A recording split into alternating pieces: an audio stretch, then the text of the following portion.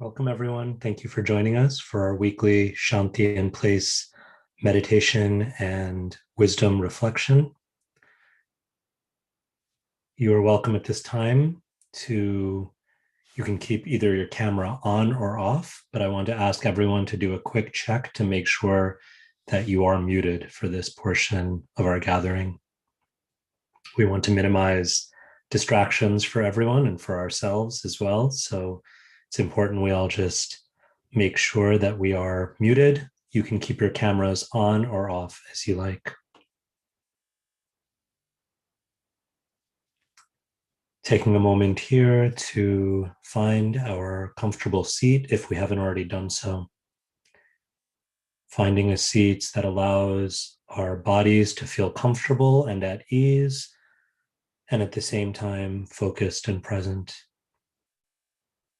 Perhaps adjusting the back or the shoulders to find that position of an erect spine, a comfortable grounded seat. An invitation here to close the eyes or perhaps to soften the gaze if that feels more comfortable to us.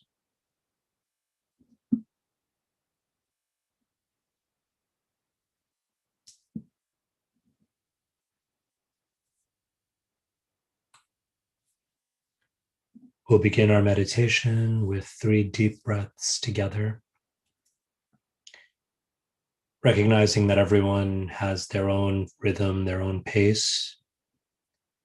And at the same time, if it feels accessible to you, an invitation to try to breathe along with the pace that I'll be setting for these 3 deep breaths, in, holding, and then out. If it's helpful to follow count, feel free to do so, or find what works for you.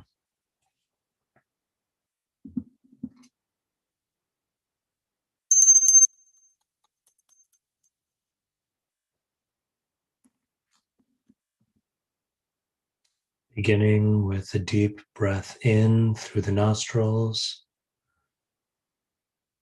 In, 2, 3, 4. Hold. 2, 3, 4.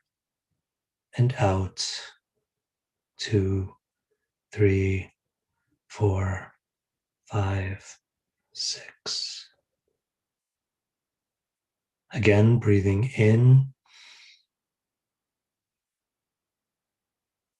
Hold. Release.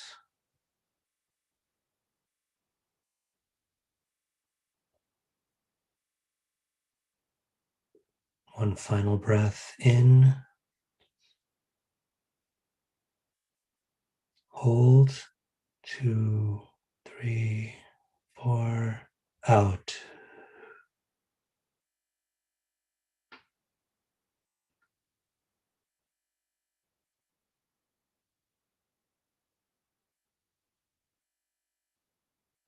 Continuing to breathe through, connecting with that breath.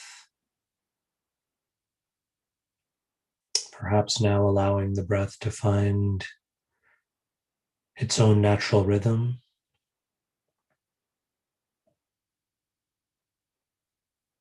If deeper, slower breaths feels right to us, we can continue to breathe that way. Or simply taking a moment to allow the breath to find whatever pace feels right and comfortable in this moment.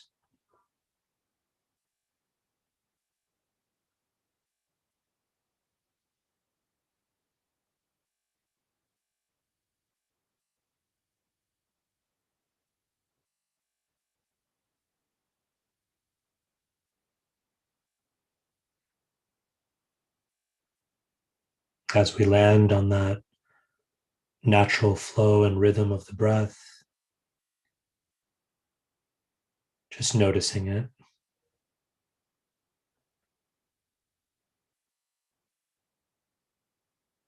Noticing means we observe without judgment.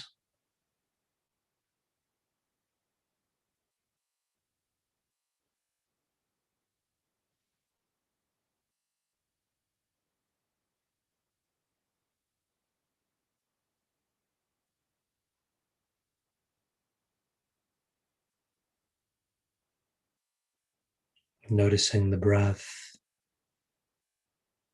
recognizing that this breath is always here for us. At any point in the next few minutes of this meditation together, we can always return to noticing the breath.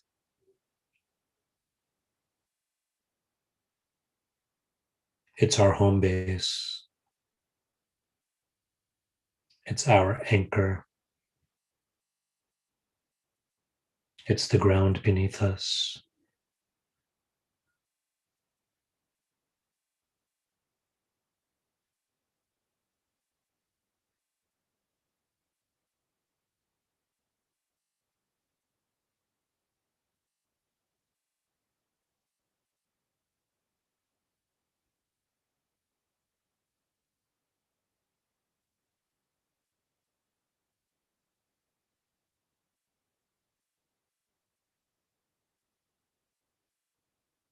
As we continue to notice the breath, to practice this simple act of observation,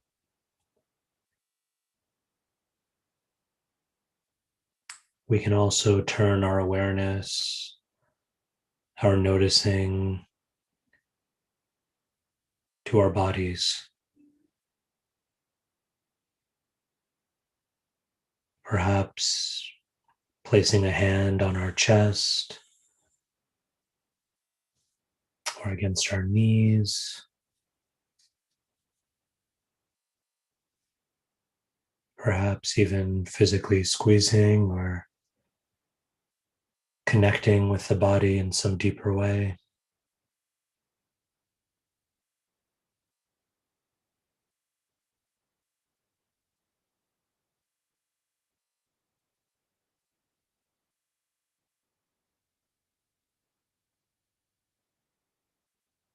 Noticing any sensations in the body.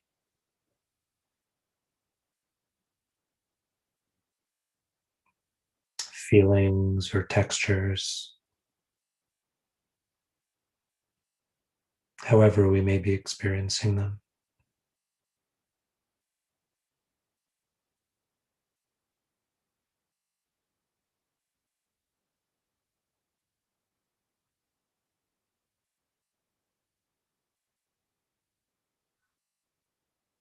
Noticing perhaps areas of tension or tightness in the body.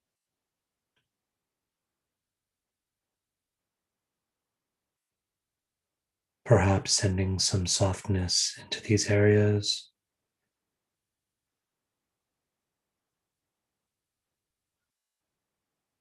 Or perhaps simply naming the experience of the tension.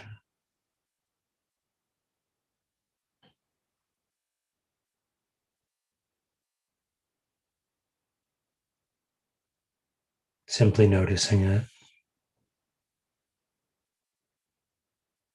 replacing judgment with curiosity.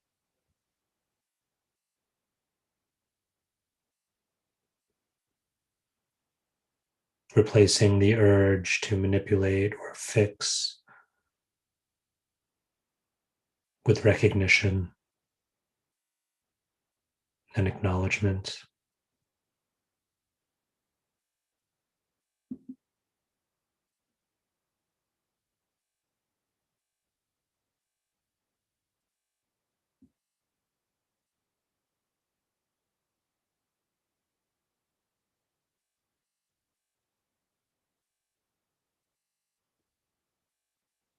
If it's part of our practice, perhaps a very brief body scan. And if that doesn't feel accessible to us, just noticing whatever parts of the outer or inner body seem to be speaking to us.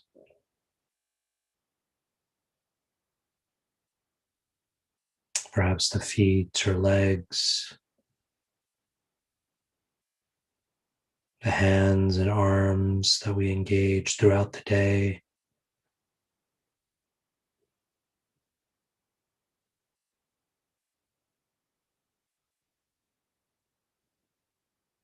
Noticing our fingers, the fingers that we perhaps use on keyboards and touching screens for most of our waking days.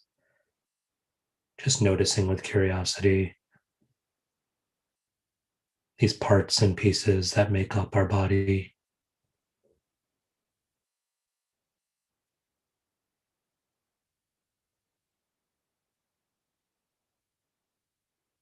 Noticing the sensation of the chest, perhaps a soft rising and falling as we continue to breathe through.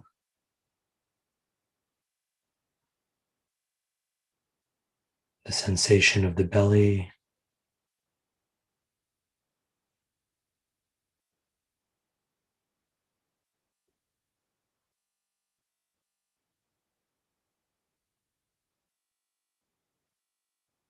perhaps turning our attention more inwards.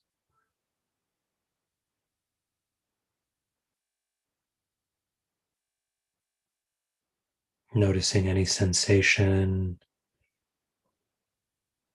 within the body,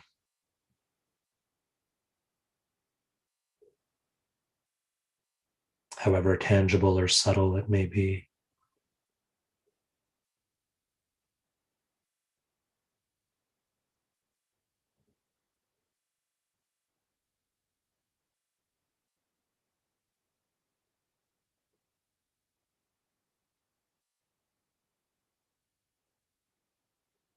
Continuing to breathe through, in and out.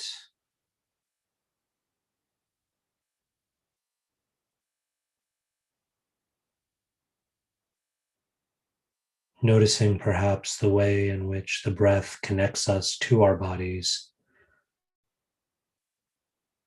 connects our bodies to our minds,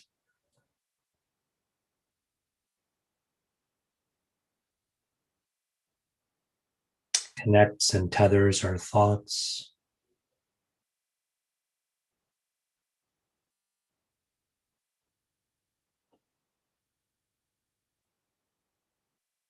Imagining maybe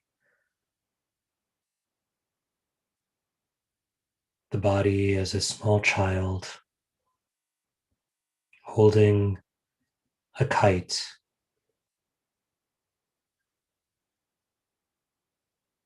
The kite rustles in the wind. It moves this way and that way. But the child merely needs to hold on to the string to stay connected to the kite, to guide and move and play with the kite.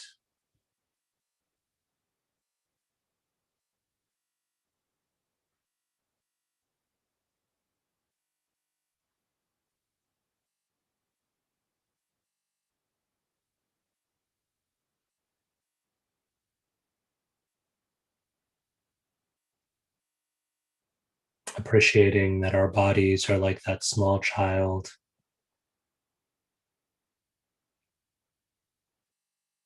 that kite, like our minds, always moving and being moved from here to there, carried by so many different winds.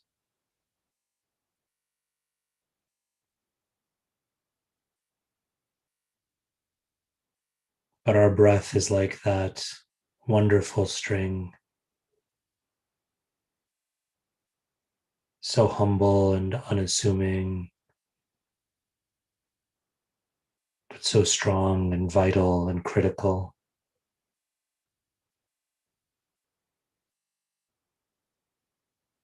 allowing us to guide and to retrieve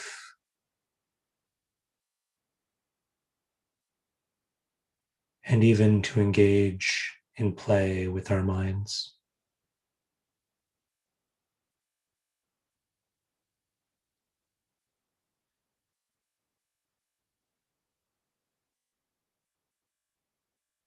Continuing to notice this miracle of the breath.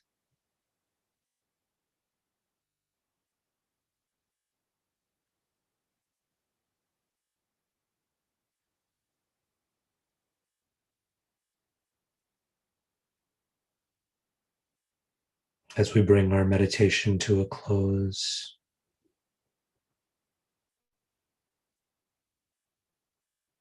appreciating perhaps for one final moment with clarity and intention, the gift of the breath,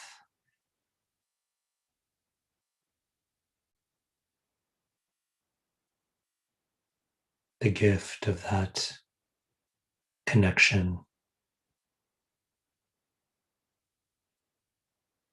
that tethering.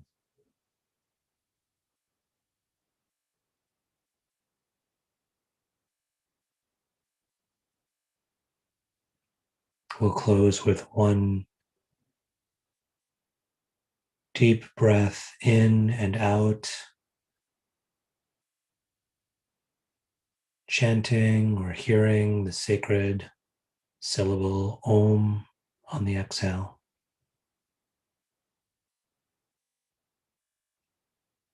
Breathing in deeply.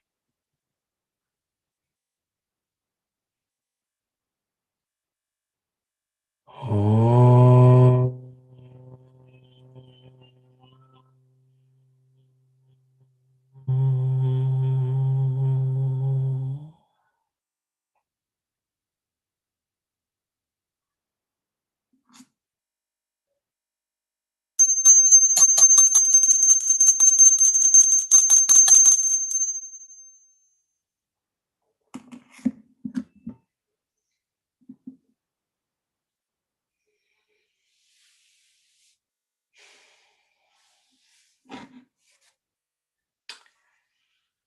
Gently, softly opening the eyes here.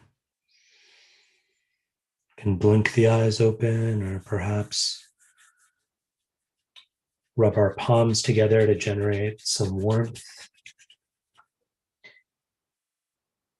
And then slowly open our eyes or widen our gaze into our opened palms,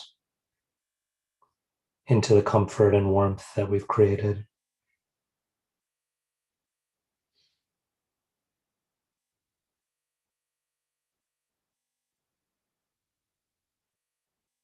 And bringing our awareness, our presence back to the rooms that we're sitting in this blessed Zoom room that we've all gathered in together virtually.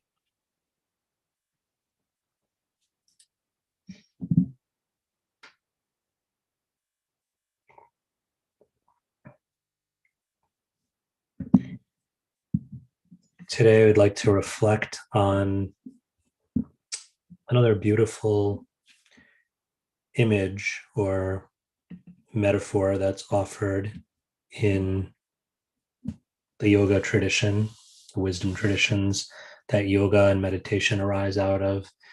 And this is also found in the seminal yoga wisdom text, the Bhagavad Gita. So we'll be drawing from that text as we generally do. Our reflection today is an invitation to think about and to introspect on what it means to have purpose and direction and grounding rather than being swept away. So our reflection reads, our practice equips us to engage in the world with purpose and direction rather than to be swept away by the strong winds around us. I invoked this metaphor or this analogy of a child flying a kite. And so we can think about it in this way of how the kite is moved by winds. And when there's a strong wind, especially, if that kite is not tethered to something, it can be taken away. But when that kite is tethered, when it's connected, and in our meditation, we reflected on the breath as one point of anchoring. There's different anchoring points that are used in meditation practices, sometimes the breath, sometimes a mantra, sacred sound. But when the kite is tethered, it can play in the wind without being swept away by the wind. So similarly, we're going to look at this idea of the wind, and in a more, we can say, extreme example of this, another analogy is that a strong enough wind can even take a mighty boat or ship off course and set it adrift. And we see this in this image, and there's almost something kind of viscerally, I don't know, it sort of perhaps draws out some anxiety for us, because it's such a vivid image of something even usually that we consider so mighty and strong, being completely swept away and swept off course. And we can imagine the kind of tragedy that can happen as a result of that. The Gita offers us this analogy in the second chapter. Indriyanam hi charatam yanmano nuvidhiyate tadasya harati pragyam vayurnavam ivambhasi. So vayu is wind, and navam means a boat. So this is the analogy of the wind and the boat. Even one of the wandering senses, Krishna says, can empower the mind and steal or carry away one's wisdom, pragya, just as a strong wind can sweep away a boat on the water. So let's unpack this analogy a little bit.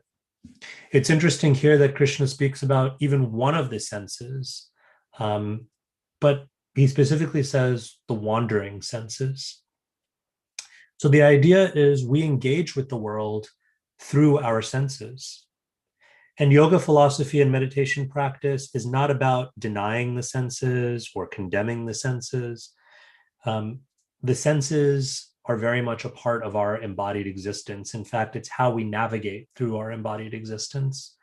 If we think about it, practically speaking, everything that we do in this world of form and matter, we do through the faculty of the senses.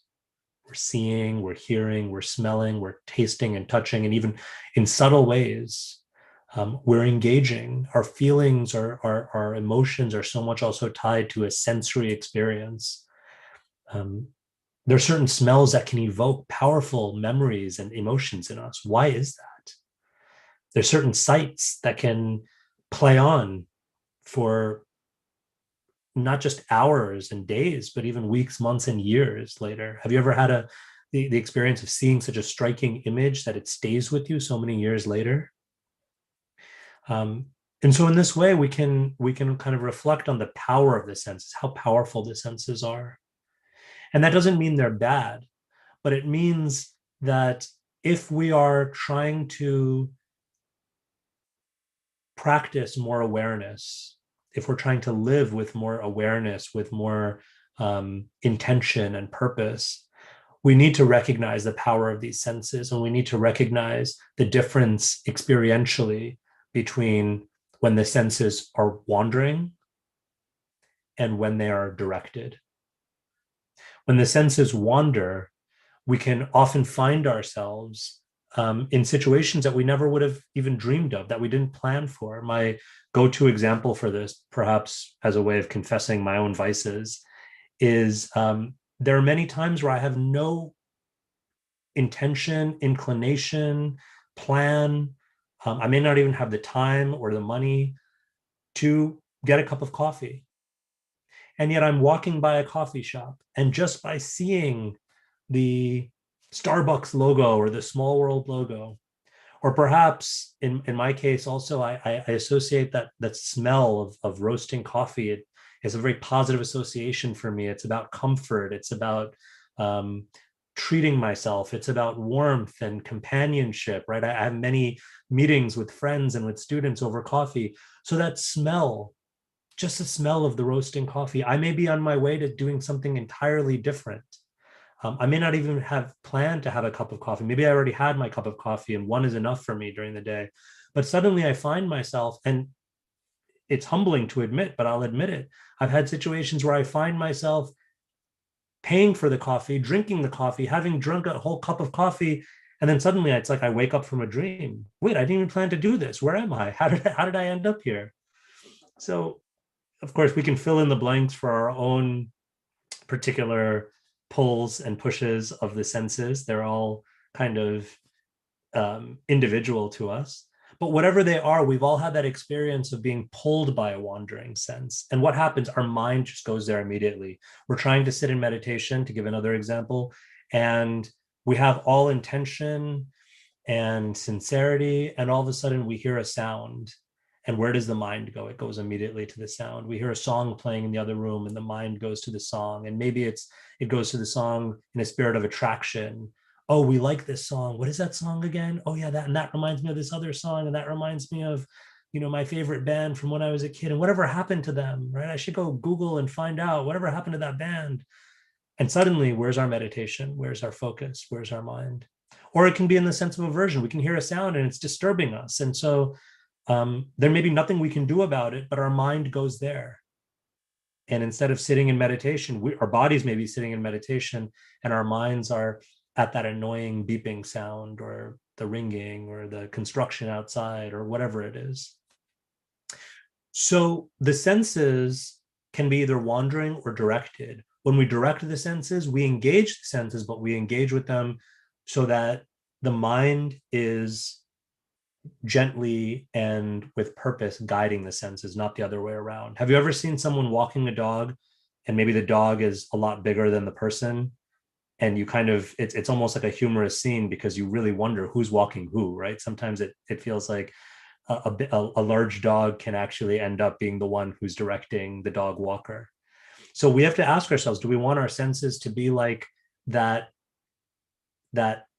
out of control big dog that's dragging us along wherever it wants to go? Or are we able to practice that kind of guidance and direction? The other thing I really like about this analogy is the idea of the boat that's taken away by the wind.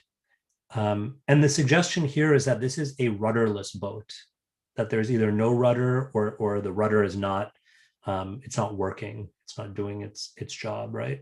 The idea of a rudder, what does a rudder do in a boat?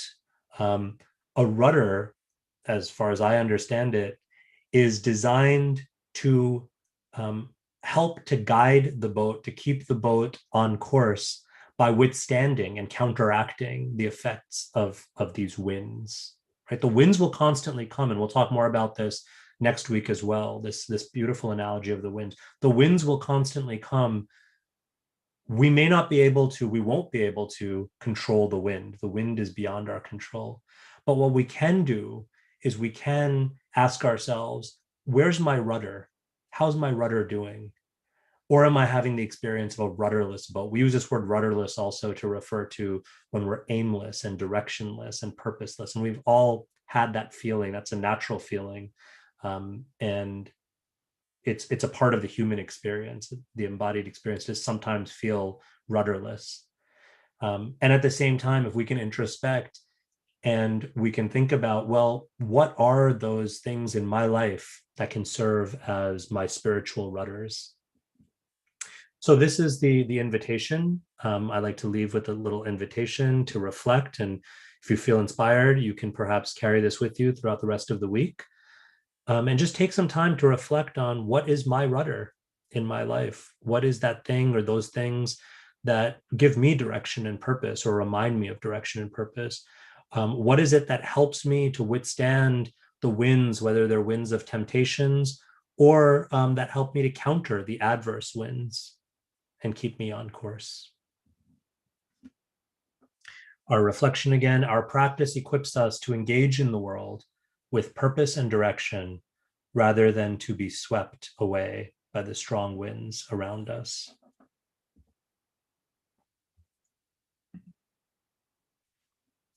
So thank you all so much for joining us. We will continue our reflection on wind, and we're going to draw from another wind-based analogy in our practice next week. So if you're able to, please join us for that. Again, thank you so much. I can hang on for a few more minutes. I know folks need to get on with their day, so we don't want to hold anyone else, but I can hang on for a few more minutes if anyone has any questions or would like to share any comments.